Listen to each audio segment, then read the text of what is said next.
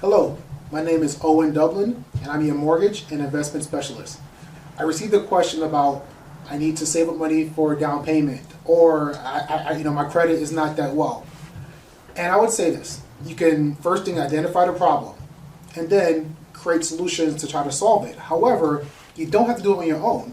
You can contact a specialist, a credit repair company, or talk with a mortgage specialist who is skilled in understanding things that may impact your credit.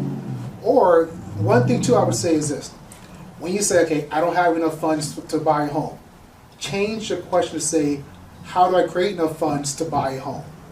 And also remember, it may not happen in 1 week or 2 weeks. It may take you 9 months. So that's the thing too as well.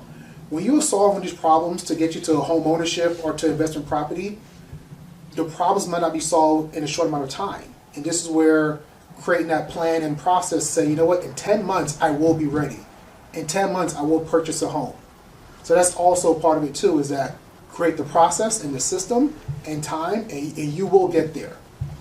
Thank you. My name is Owen Dublin, your mortgage and investment specialist.